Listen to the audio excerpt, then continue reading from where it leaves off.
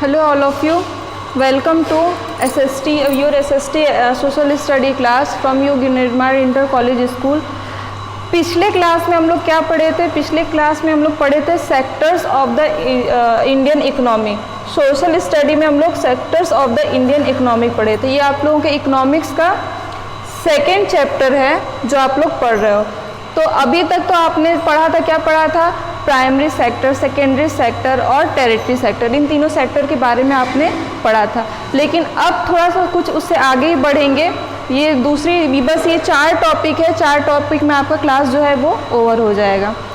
तो पहला आपका क्या है कि sectors of the Indian economy. आपने सेक्टर्स तो पढ़ लिया, अब सेक्टर्स के बाद इंडियन इकोनॉमी भी आपने पढ़ लिया कि क्या चीज़ होता है। अब सेक्टर्स के बाद आपको क्या पढ़ना है कि ऑर्गेनाइज और अनऑर्गेनाइज सेक्टर।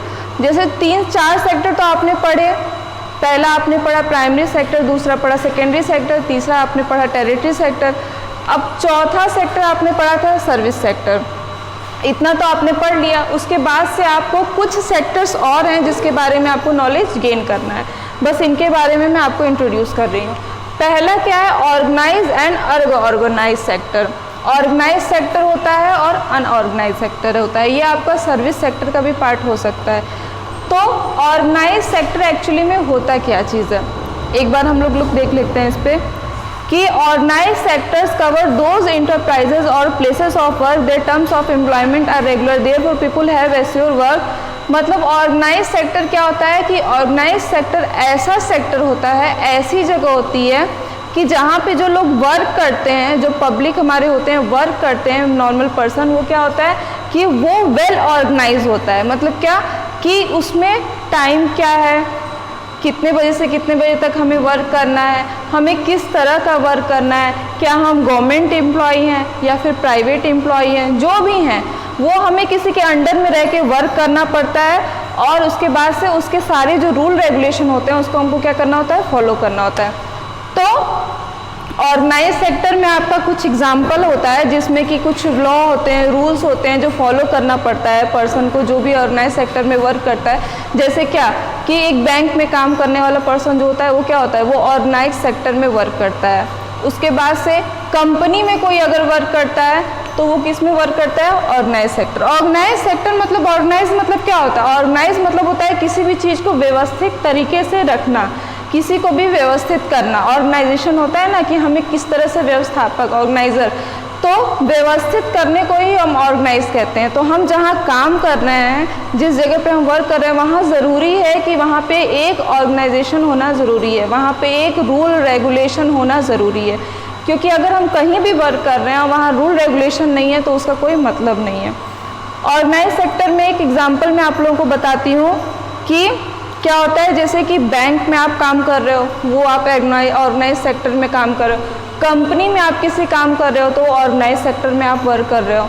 और इसमें और क्या क्या चीज़ होता है? रूल्स क्या फॉलो होते हैं? इसमें क्या होता है कि rules and regulation which are given in various law such as factory act, minimum wages act, payment of gratuity act, shop and establishment act. मतलब ऑर्गेनाइज सेक्टर में अगर आप किसी भी तरह से वर्क करते हो तो उसमें अगर आप फैक्ट्री में किसी काम करते हो, कंपनी या फैक्ट्री वॉटेवर जो भी हो, अगर आप किसी फैक्ट्री में काम करते हो तो उसमें क्या होगा? फैक्ट्री एक्ट लागू होगा। फैक्ट्री एक्ट क्या होता है? फैक्ट्री एक्ट में ये होता है कि जैसे कि हम किसी कंपनी में, किसी फैक्ट्री में वर्क कर रहे हैं तो उसके क्या रूल्स हैं, क्या रेगुलेशन है, उसमें हमको किस तरह से जाना है, कितने बजे जाना है, कितने बजे आना है, क्या वर्क है हमारा। हर एक पर्सन हर एक वर्क तो कर नहीं सकता है।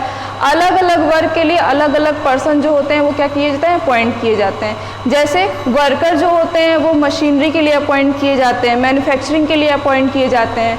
और उसके बाद जो हमारे अकाउंटेंट होते हैं वो किस लिए होते हैं? फाइनेंस के लिए अपॉइंट किए जाते हैं कि जो हमारा फाइनेंस डिपार्टमेंट है उसको हम जान सकें। तो फैक्ट्री एक्ट में आपका फैक्ट्री से रिलेटेड जितना भी रूल रेगुलेशन होगा वो सारा आपका फैक्ट्री एक्ट में आएगा। मिनिमम वेजेस एक्ट, वेजेस मतलब होता है कि मजदूरी, कि हम किसी को कितना मजदूरी दे रहे हैं। तो मिनिमम वेजेस एक्ट मतलब होता है कि अगर एक बंदा जो है वो सुबह 9 बजे से लेके रात में 8 बजे तक या 9 बजे तक काम कर रहा है अगर कोई भी पर्सन फैक्ट्री में या किसी कंपनी में 8 घंटा 9 घंटा वर्क कर रहा है तो उसके बदले में उसे क्या चाहिए, उसके बदले में उसे पेमेंट चाहिए। तो पेमेंट के लिए वो क्या करता है कि कंपनी में अप्लाई करता है, बोलता है कि मुझे मेरा इतना वर्क है, इतने बजे से इतने बजे तक मैं वर्क करूंगा तो मुझे इतना पेमेंट चाहिए। उसको हम वेजेस भी कह सकते हैं और रेम्यूनरेशन भी कह सकते हैं। रेम्यूनरेशन और वेजेस में क्या डिफरेंस होता है?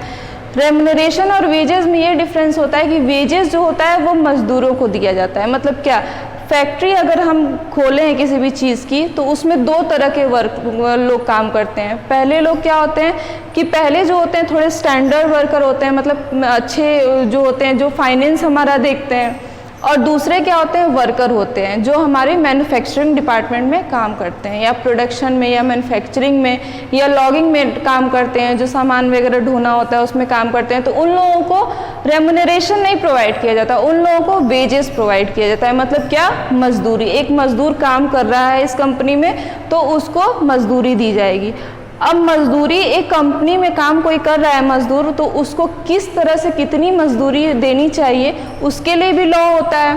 तो उसके लिए हमारा वेजेस एक्ट में सारा रूल रेगुलेशन दिया जाता है। उसके बाद से payment of gratuity act. Gratuity क्या होता है? ग्रेच्युटी वो होता है जैसे कि हम काम कर रहे हैं, कोई हम इतने साल से कंपनी में 10 साल तक काम किए, 10 साल के काम करने के बाद हमें क्या चाहिए, एक तरह का हमें पेंशन बनता है कि हाँ हमारा इतने साल काम किया, हमारा इतना पेंशन होगा, या फिर रिटायरमेंट पे हमको इतना पैसा मिलने वाला है। इसी को हम क्या कहते हैं, ग्रेच्युटी कहते हैं। ये मोस्टली किस लिए होता है? मोस्टली होता है जो फर्स्ट लेवल के वर्कर, फर्स्ट लेवल के पर्सन होते हैं कंपनी में काम करने वाले, उनको प्रोवाइड किया जाता है कि आपने इतने साल तक हमारे कंपनी में काम किया, अब काम करने के बाद आप कंपनी छोड़ रहे हो तो हम आपको क्या देंगे, ग्रेच्युटी देंगे। ये ग्रेच्युटी एक्ट के अंदर में आता है।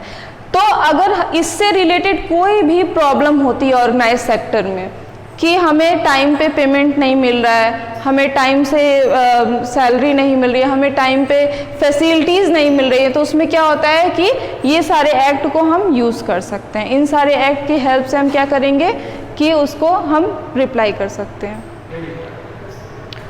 अब क्या आता है कि ये सारे ऑर्गेनाइज सेक्टर में हमारे आते हैं जो एक्ट होते हैं। उसके बाद से क्या है कि organise sector has some formal process and producers.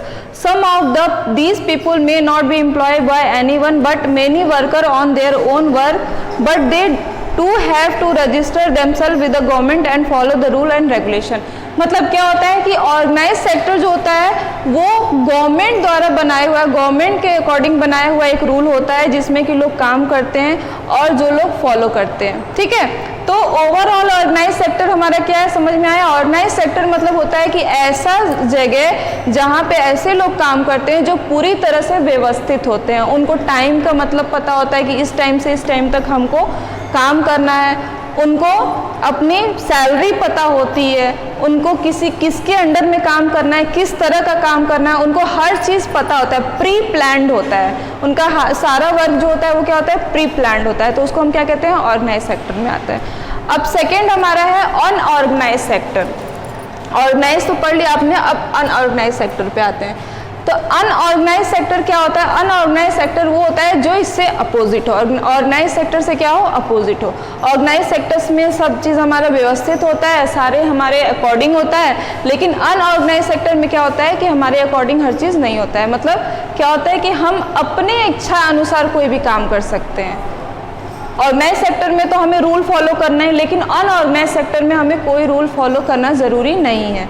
मतलब क्या कि एक जो सेलर होता है, स्ट्रीट सेलर होता है, वो क्या करता है, अपने अकॉर्डिंग काम करता है, उसको मन करता है तो वो मार्केट में से सामान ले आके बेचता है, सेलिंग करता है, नहीं मन करता है नहीं बेचता है, उसका टाइम भी फिक्स नहीं होता है। अगर वो चाहे तो सुबह भी अपना सामान बेच सकता है, चाहे तो शाम को भी बेच सकता है, उसका पर्टिकुलर एक टाइम फिक्स नहीं होता है। तो ये क्या हुआ, ये अनऑर्गेनाइज हुआ, जो पहले से व्यवस्थित नहीं है। और ऑर्गेनाइज मतलब पहले से जो व्यवस्थित है, प्री प्लान्ड है और प्री वर्कलोड उस पर डिपेंड करता है। और उसके बाद से हम आते हैं अपना सेकेंड जो हमारा है public sector and private sector.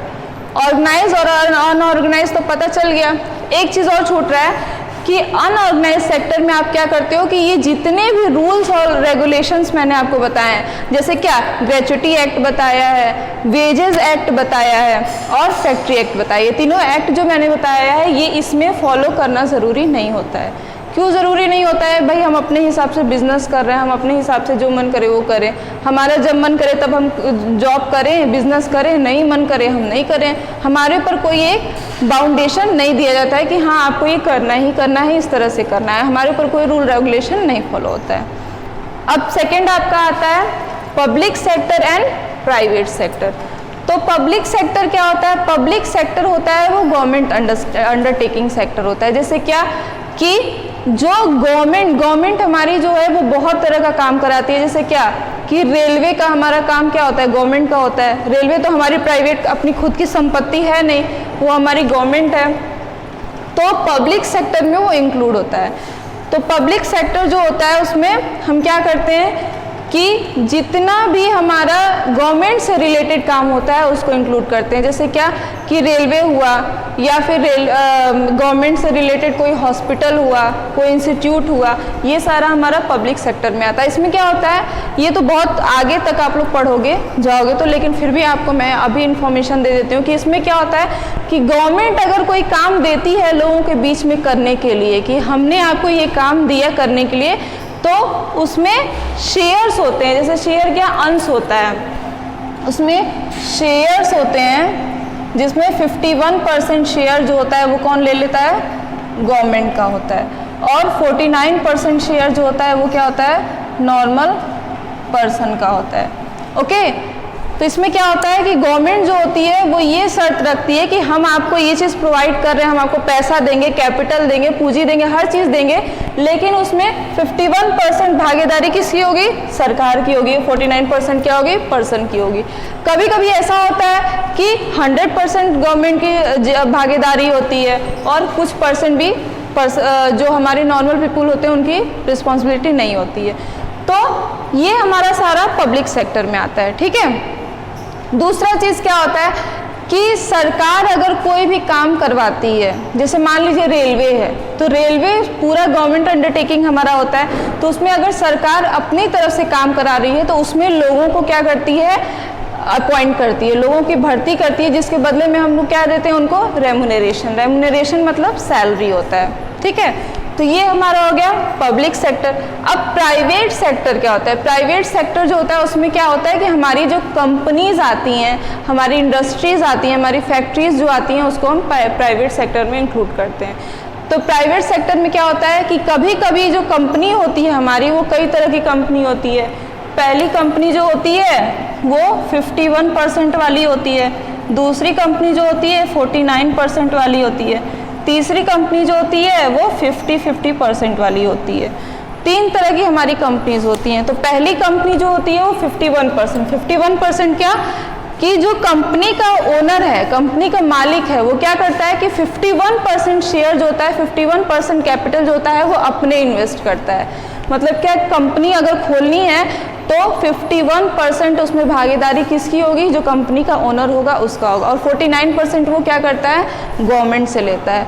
तो 51 और 49% मिला के वो कंपनी 100% में खुलती है, जिसमें कि वो गवर्नमेंट को क्या करता है? वो टैक्स प्रोवाइड करता है उसके बदले में। मतलब कि हम अगर 49% पैसा लिए हैं गवर्नमेंट से, 49% अगर हम कैपिटल ले रहे हैं तो उसके बदले में कुछ गवर्नमेंट को प्रोवाइड भी तो करेंगे, तो उसके बदले में हम क्या को प्रोवाइड करते हैं? टैक्स प्रोवाइड करते हैं।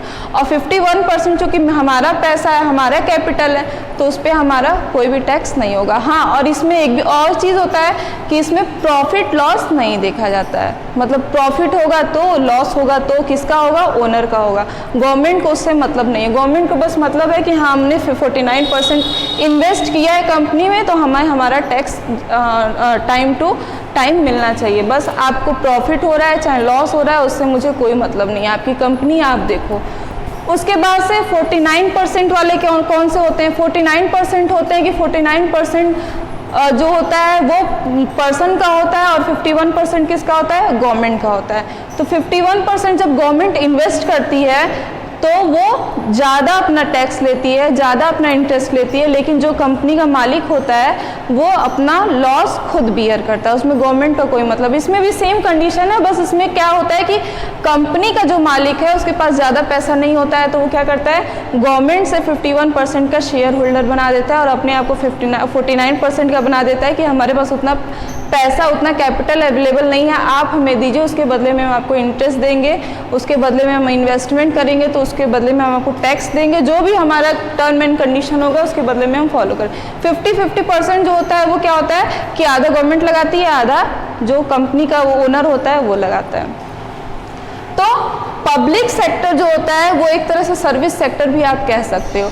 इसमें क्या होता है कि इसमें गवर्नमेंट अंडरटेकिंग काम भी हो सकता है, और अगर कोई खुद की कंपनी बनाता है तो उसमें भी लोगों को रख के काम करा सकता है। मतलब क्या होता है कि ये पब्लिक के लिए होता है, इसमें प्रॉफिट हो तो नहीं हो तो कोई फर्क नहीं पड़ता है। लेकिन प्राइवेट सेक्टर जो होता है वो क्या होता है, वो निजी होता है, हमारा अपना होता है, उसमें हमारा खुद का इन्वेस्ट होता है, उसमें हमारे खुद के लॉस होते हैं, खुद के प्रॉफिट होते हैं। पब्लिक सेक्टर में हमारा जो होता है वो रेलवे हो गया, हॉस्पिटल हो गया। अब हॉस्पिटल में तो हम इन्वेस्टमेंट नहीं करेंगे ना, हॉस्पिटल में हम क्या करते हैं, वो एक पब्लिक के लिए काम हो रहा है। जो हमारी नॉर्मल जनता है, जो हमारे लोग हैं, उनको अगर किसी चीज़ की प्रॉब्लम हो रही है तो वो हॉस्पिटल में आके काम कराएंगे, अपना चेकअप कराएंगे, तो उसको क्या होता है, वो पब्लिकली होता है। उसमें ये नहीं होता है कि आप हमारे मेंबर हो तो आप ही आके चेकअप कराओगे, नहीं, वहाँ कोई भी अगर प्रॉब्लम में है तो वो आके अपना चेकअप करा सकता है, तो ये पब्लिक के लिए होता है। लेकिन प्राइवेट में क्या होता है, प्राइवेट में अगर कोई कंपनी है, उसका कोई मालिक ओनर है, उसमें कोई अगर कुछ लोग काम कर रहे हैं तो जो काम कर रहे हैं वही लोग आके अपना काम करेंगे, हर कोई नहीं इन्वॉल्व होगा, हर कोई नहीं कि हम भी आके आज से आपका काम करते हैं, हम भी आके आज से आपका काम करते हैं। तो वो प्राइवेट हो गया। और पब्लिक क्या हो गया कि आपका हॉस्पिटल हो गया, जिसमें जो चाहे जब चाहे तब आके अपना ट्रीटमेंट करा सकता है। रेलवे हो गया, रेलवे में आप जब चाहे तब जाके आप उसकी सर्विस गेन कर सकते हैं, ले सकते हैं, आप जब चाहे जिस चाहे ट्रेन से आप जा सकते हैं, आ सकते हैं। लेकिन प्राइवेट सेक्टर में क्या होता है कि अगर हम कोई चीज़ बना रहे हैं, कोई चीज़ मैन्युफैक्चरिंग कर रहे हैं तो उस पर हमारा अधिकार है, हम चाहे जितने लोगों को रखें, हम चाहे जितने लोगों को निकालें, हम चाहे जैसे मन करे वैसे उस ऑर्गेनाइजेशन को चलाएं, वो हमारे ऊपर डिपेंड करता है। तो ये हुआ पब्लिक सेक्टर और प्राइवेट सेक्टर में डिफरेंस।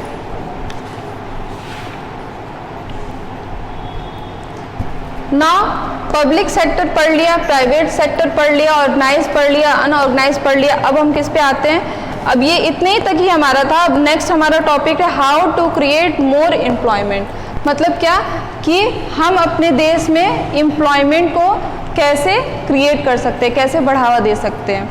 तो क्या होता है कि हमारे यहाँ ज़्यादातर लोग ध्यान देते हैं एग्रीकल्चर पे, मोस्ट ऑफ द पर्सन जो होते हैं वो एग्रीकल्चर पे ज़्यादा ध्यान देते हैं। तो एग्रीकल्चर पहले का टाइम था कि एग्रीकल्चर जब हमारा होता था तो हमारे पास इतने सारे इक्विपमेंट्स नहीं थे। मतलब क्या कि हम बहुत मुश्किल से एग्रीकल्चर कर पाते थे, हमारे पास उतने इक्विपमेंट्स अवेलेबल नहीं थे। लेकिन अभी के टाइम में क्या है कि हमारे पास बहुत सारे इक्विपमेंट्स अवेलेबल है, सरकार हमें बहुत सारी योजनाएं दे रही हैं, हमें बहुत सारी मशीनरी प्रोवाइड कर रही है, हमें तरह तरह का क्रॉप्स प्रोवाइड कर रही हैं कि इससे आप अच्छी फसल जो है वो पैदा कर सकते हो।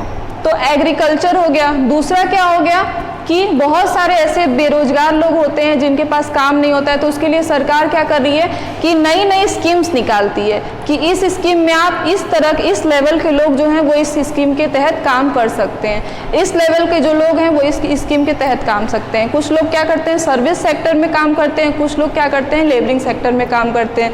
तो सर्विस सेक्टर में जो लोग काम करते हैं, जैसे क्या सरकार बहुत सारे सर्विस सेक्टर में वैकेंसीज निकालती है, किस लिए निकालती है, टीचर्स की निकालती है, इंजीनियर्स की निकालती है, डॉक्टर्स की निकालती है। मतलब क्या उनके क्वालिफिकेशन के अकॉर्डिंग वो वैकेंसी निकालती है कि इस लेवल तक का ये पर्सन है और इनके अकॉर्डिंग ये काम है, तो इस तरह की वैकेंसी हम प्रोवाइड करते हैं, जिससे क्या होता है कि इनको भी काम मिलेगा, उसके बदले में ये हमें टैक्स देंगे तो हमें भी क्या होगा प्रॉफिट होगा।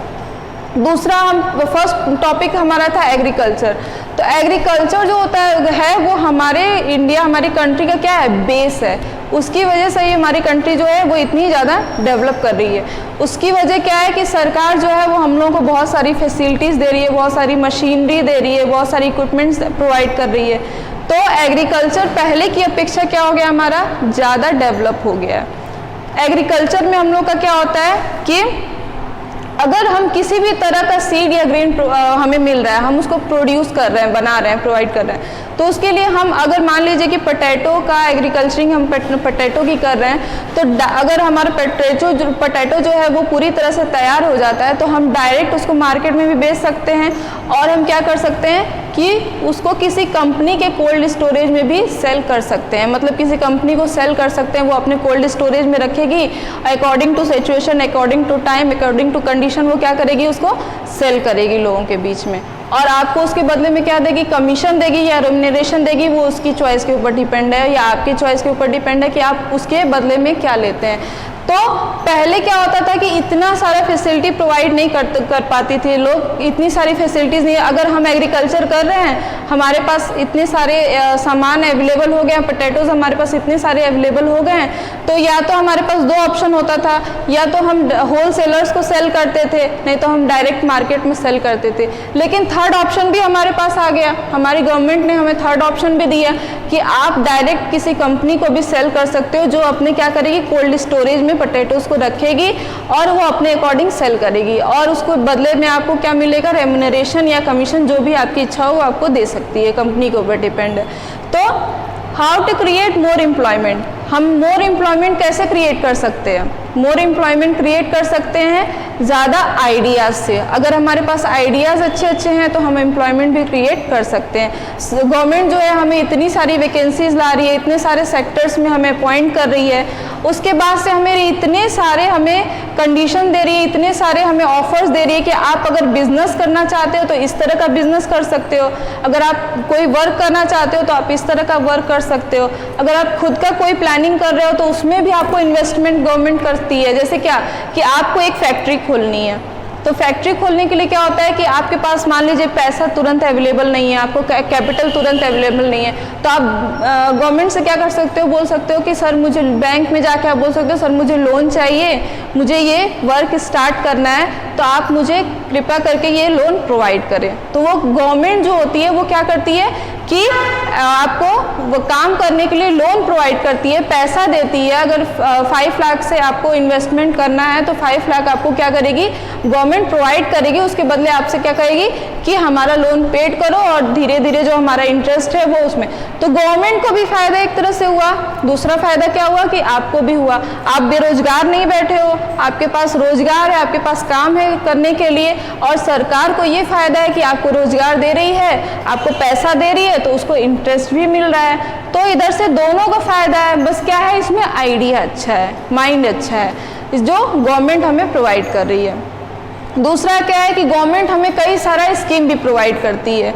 कई सारे स्कीम में देखिए क्या है कि अगर कुछ लोग होता है कि कंस्ट्रक्शन पे काम करते हैं, जैसे मान लीजिए कि गवर्नमेंट अंडरटेकिंग कोई भी काम हो रहा है, इंजीनियर्स को ही देख लीजिए, इंजीनियर्स अपने अंडर में वर्कर्स को अपॉइंट करते हैं जो क्या होता है कंस्ट्रक्शन के लिए यूज़ होते हैं। तो उसमें भी क्या होता है, गवर्नमेंट आपको वर्क के अकॉर्डिंग क्या करती है, सैलरी प्रोवाइड करती है। जो कंस्ट्रक्टर होते हैं वो आपको आपके वर्क के अकॉर्डिंग सैलरी प्रोवाइड करते हैं या वेजेस प्रोवाइड करते हैं। वर्कर जो होते हैं उनको वेजेस प्रोवाइड किया जाता है, और हमारे फर्स्ट पर्सन जो होते हैं, सर्विस सेक्टर के जो पर्सन होते हैं, उनको रेम्यूनरेशन प्रोवाइड किया जाता है। तो क्या होता है कि आपके काम के अकॉर्डिंग आपको पैसा मिल रहा है। अब वो आपकी प्रॉब्लम है, आपकी गलती है कि आप उसको कैसे यूज़ नहीं कर रहे हो, आप कैसे उसको इग्नोर कर रहे हो। तो आपका एम्प्लॉयमेंट क्रिएट कैसे हुआ। दूसरा चीज़ ये है कि अभी लेटेस्ट में क्या हुआ है कि बहुत सारे लोग बेरोजगार हुए हैं, बहुत सारे लोगों की नौकरी छूट गई है, बहुत सारे लोग भाग के आए हैं। तो उसमें क्या गवर्नमेंट क्या की है कि मनरेगा जो है वो Mahatma Gandhi national rural employment guarantee act है, 2005 में गवर्नमेंट ने बनाया था, जिसमें क्या है कि लोगों को काम दिया जा रहा है। जो लोग बाहर से भाग के आए हैं, जिनका सब कुछ छिन गया है, नौकरी छिन गई है, घर छिन गया है, आके यहाँ पे रह रहे हैं, उनको गवर्नमेंट क्या की है कि उन मजदूरों को क्या कहिए कि आप जो है मनरेगा के अंदर में काम करो, आपको इस तरह का काम दिया जाएगा, उसके बदले आपको क्या दिया जाएगा, सैलरी दिया जाएगा। डे बेसिस पे भी दिया जाएगा, वर्किंग टाइम के बेसिस पे भी दिया जाएगा, वर्किंग आवर्स के भी बेसिस पे दिया जाएगा, और वर्किंग डे के भी बेसिस पे दिया जाएगा। तो आप इस तरह का काम करोगे तो आपको इस तरह का सैलरी मिलेगा। मतलब आप 1 दिन की मजदूरी करोगे, 2 दिन की मजदूरी करोगे तो 2 दिन 1 दिन का आपको पैसा मिलेगा कि आप भूखे ना रह सको। आपके पास एक काम दे दी है गवर्नमेंट, आप बेरोजगार होकर दूसरे जगह से आए हैं, लेकिन गवर्नमेंट आपको क्या की है कि एक रोजगार दिए जिससे आप अपना जीवन यापन आराम से कर सकते हैं। तो मनरेगा के तहत गवर्नमेंट ने बहुत सारा हेल्प किया है लोगों का, और उसके बाद से बहुत सारी अलग अलग वैकेंसीज भी छोटी मोटी हल्की फुल्की जो निकाली है, निकाली है गवर्नमेंट ने। तो इससे क्या हुआ है, इससे हमारा एम्प्लॉयमेंट जो हुआ है इंक्रीज हुआ है, हमारे रोजगार जो हुआ है क्या हुआ है, इंक्रीज हुआ है। और अनएम्प्लॉयमेंट मतलब कि बेरोजगारी जो था उसमें थोड़ी कमी आई है। अभी एम्प्लॉयमेंट की बहुत ज़्यादा लोगों को ज़रूरत है, तो इसीलिए सरकार ने ये स्कीम निकाला कि इस स्कीम के अंदर आप लोग इस तरह के इस वर्ग के लोग, इस कैटेगरी के लोग इस स्कीम के अंदर काम कर सकते हैं। तो लोगों के अंदर एक उम्मीद जगी है कि चलो हमारे लिए सरकार ने एक इतना अच्छा ऑफर निकाला है, हमें उस पर वर्क करना चाहिए। और उनको सेटिस्फेक्शन भी है कि चलो हम जो बाहर जाके पैसा कमाते थे वो हमें यहाँ पे प्रोवाइड हो रहा है, तो हम आराम से अपनी लाइफ स्पेंड कर सकते हैं। तो हमारी एम्प्लॉयमेंट की वजह से हमारे जो नेशन है उस पर सबसे ज़्यादा प्रभाव पड़ता है। अगर हम एम्प्लॉयड हैं, हमारे पास पैसा है, हम अच्छे से रह रहे हैं, हमारी रहने का लाइफ ऑफ स्टैंडर्ड जो है वो अच्छा है, तो उसमें हम क्या करेंगे, ज़्यादा से ज़्यादा गवर्नमेंट को टैक्स प्रोवाइड करेंगे, जिससे क्या होगा, गवर्नमेंट भी हमारा डे बाय डे इंक्रीज होगा, जिससे हमारा नेशन जो है उस पर भी सबसे ज़्यादा फर्क पड़ेगा। एम्प्लॉयमेंट की वजह से सबसे ज़्यादा इस समय गवर्नमेंट को फर्क पड़ रहा है। अब नेक्स्ट टॉपिक है, where are the most of the people employed. किस किस जगह पे किस किस तरह से लोग जो होते हैं वो काम करते हैं या काम किए हैं। तो मैंने आपको पहले ही बता दिया था कि 2-3 तरह के लोग होते हैं, 3 तरह का मान लीजिए एग्जांपल में दे देती हूँ मैं आपको, कि पहले जो होते हैं वो वेजेस के तहत काम करते हैं, मतलब क्या, मजदूर होते हैं, वर्कर होते हैं, जिनको क्या मिलता है, मजदूरी मिलती है, वेजेस मिलता है, जो वेजेस एक्ट के तहत आता है। दूसरा क्या होता है, दूसरा जो होता है वो सर्विस सेक्टर में काम करने वाले लोग होते हैं, जैसे जो हमारे बैंक में काम करने वाले लोग हैं, ऑफिशियल काम करने वाले लोग हैं, हमारे लॉयर हैं, डॉक्टर हैं, इंजीनियर्स हैं। इन लोगों को क्या होता है, रेम्युनरेशन दिया जाता है। रेम्युनरेशन मतलब क्या होता है, सैलरी, इनके वर्क के टाइम के अकॉर्डिंग इनको सैलरी दिया जाता है। तीसरा क्या होता है कि हमारे बिजनेसमैन होते हैं। बिजनेसमैन जो होते हैं वो अपने अकॉर्डिंग अपना बिजनेस जो होता है वो रन करते हैं, अपने अकॉर्डिंग अपना बिजनेस चलाते हैं। तो 3 लेवल के लोग हुए, 3 लेवल का काम हुआ, 3 लेवल का सैलरी हुआ, 3 लेवल की अपना जो मजदूरी हुई वो हुई। उसके बदले में जो लोग काम करते हैं, जो उनको पैसा मिलता है, उसके बदले में कुछ % अपने काम के अकॉर्डिंग, मतलब कि सरकार ने हमारा इनकम टैक्स में बता दिया कि इतने से इतना जो बंदा पाएगा साल भर में उसको टैक्स पेड करना है, इतना से इतना जो कम पाएगा उसको टैक्स पेड नहीं करना है। तो जो उस लेवल को क्रॉस करके मान लीजिए 2.5 लाख रुपए जो सालाना पा रहा है, अगर एज एग्जांपल दे रही हूँ, तो उसको टैक्स पेड करना है अगर, तो सरकार को वो क्या करेगा, अपने सैलरी से जितना भी उसका जो भी होगा टैक्सेबल इनकम होगा वो क्या करेगा, सरकार को टैक्स के रूप में देगा, जिससे हमारी गवर्नमेंट जो है वो नई नई स्कीम्स लाएगी, नई नई डेवलपमेंट करेगी, नए नए तरीके का ऑर्गेनाइजेशन ओपन करेगी। तो ये हो गया आपका 4th टॉपिक, ठीक है।